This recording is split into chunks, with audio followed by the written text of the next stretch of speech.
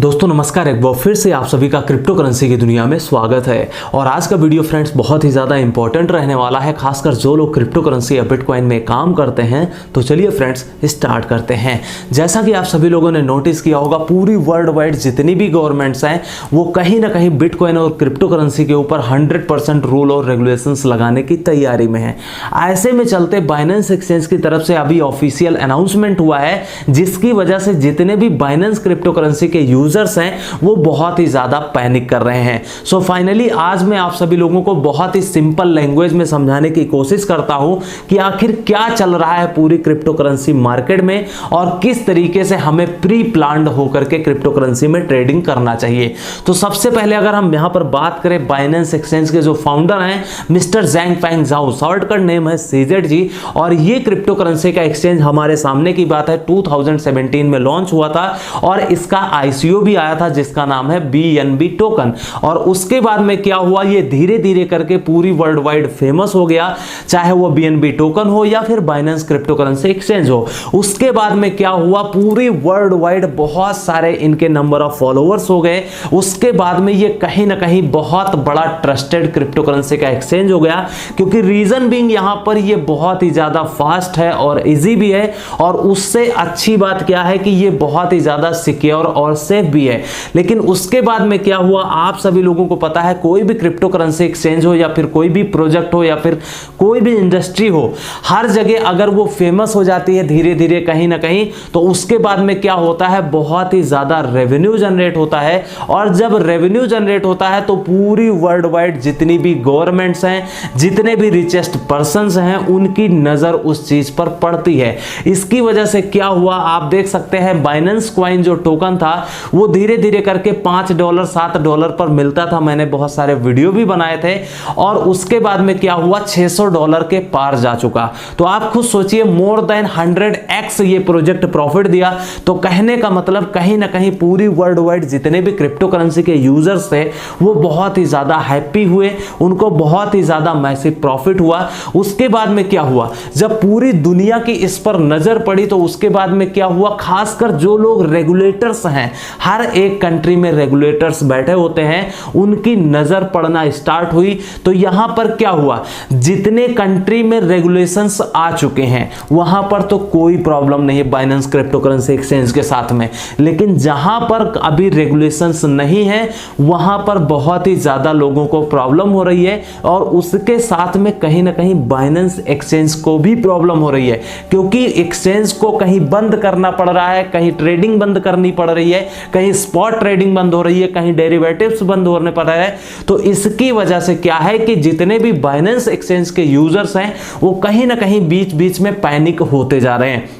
अगर अब अभी रिसेंट न्यूज की बात करें तो आप सभी लोगों ने नोटिस किया होगा, सिंगापुर से एक बहुत ही मैसिव न्यूज निकल करके आई है कि वहां के जितने भी क्रिप्टो करेंसी के यूजर्स हैं, स्पेशली बाइनेंस यूजर, उनके लिए स्पॉट ट्रेडिंग बंद हो चुकी है और उनको 1 महीने का टाइम दिया गया है। जितने भी पोर्टफोलियो है उनका वो रिडीम कर सकते हैं। तो आप खुद सोचिए, कहीं ना कहीं सिंगापुर की जो गवर्नमेंट है उसने नोटिस किया होगा बाइनेंस एक्सचेंज को, और उसके बाद में ये ऑफिशियल अनाउंसमेंट हुआ।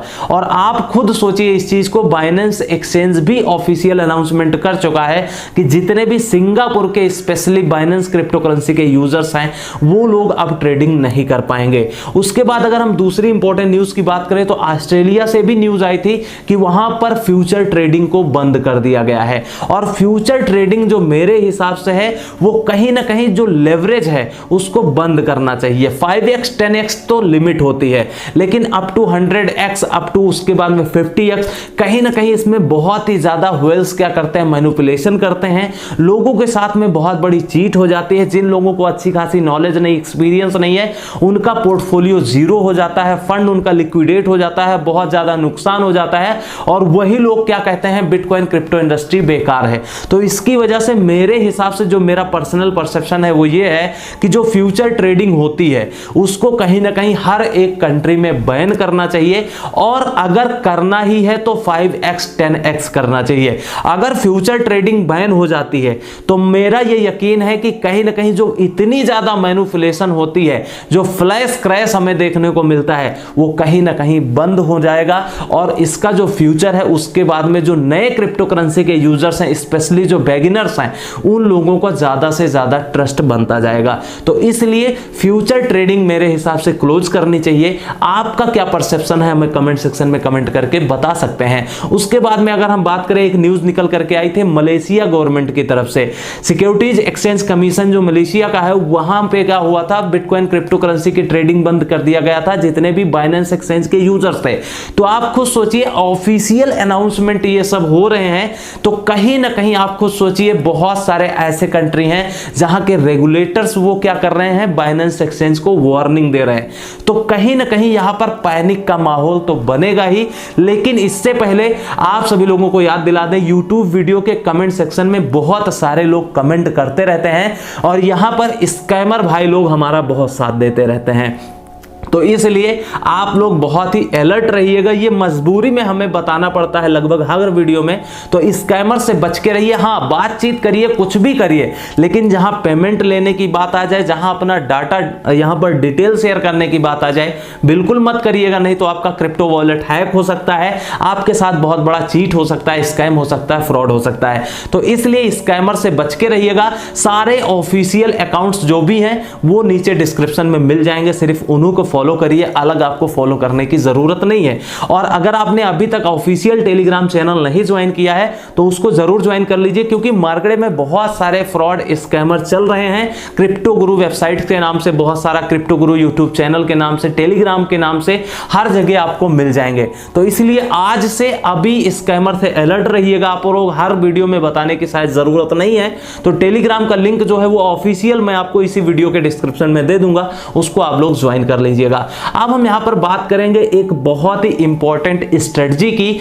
आप लोग खुद सोचिए, हम अगर रियल लाइफ का एग्जांपल की बात करें तो अपनी रियल लाइफ में हम डाइवर्सिफिकेशन क्यों करते हैं?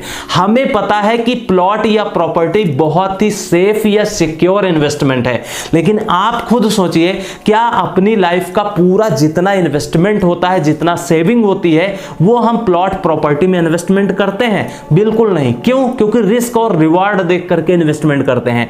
हमें पता है गोल्ड एक बहुत ही अच्छा इन्वेस्टमेंट है, लेकिन अपना पूरा सेविंग हम गोल्ड में इन्वेस्टमेंट नहीं करते। क्यों?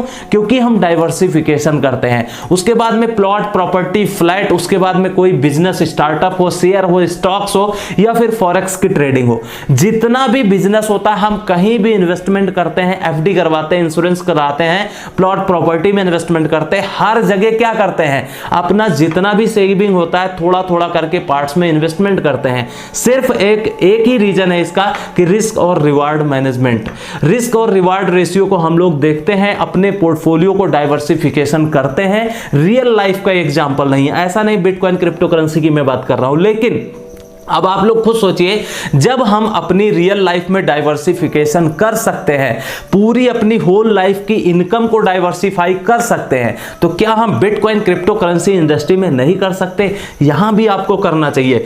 आप सभी लोगों को पता है, चाहे वो इंडियन क्रिप्टो करेंसी एक्सचेंजेस हो या फिर पूरी दुनिया के बहुत सारे ऐसे क्रिप्टो करेंसी के एक्सचेंजेस हैं जहां पर हम लोग अकाउंट बना करके ट्रेडिंग करते हैं। तो आपको मैं रिकमेंड कर रहा हूं कि चाहे वो इंडिया का कोई क्रिप्टो करेंसी का एक्सचेंज हो या फिर फॉरेन का क्रिप्टो करेंसी एक्सचेंज हो, हर एक एक्सचेंज पर कम से कम 4-5 एक्सचेंज पर आप अकाउंट बनाइए, हर एक्सचेंज को यूज करिए, थोड़ा थोड़ा करके यूज करिए। और एक इंपॉर्टेंट इंफॉर्मेशन ये है कि आप लोगों के पास जितना भी पोर्टफोलियो है, आप जितना भी ट्रेडिंग करना चाहते हैं, चाहे वो 1 लाख रुपए हो, चाहे वो 2 लाख रुपए हो, या 20,000 हो, 50,000 हो, जितना भी आपकी कैपेसिटी है सिर्फ ट्रेडिंग करने के लिए, उस ट्रेडिंग पोर्टफोलियो को आप यूज करिए अलग अलग मल्टीपल क्रिप्टो करेंसी के एक्सचेंजों पर। और उसके बाद में क्या करना है आपको, जो भी आपका सेविंग है या फिर जो भी आपका क्रिप्टो करेंसी में इन्वेस्टमेंट है, अगर आपके पास बहुत बड़ा पोर्टफोलियो है क्रिप्टो करेंसी में, क्योंकि बहुत सारे ऐसे लोग हैं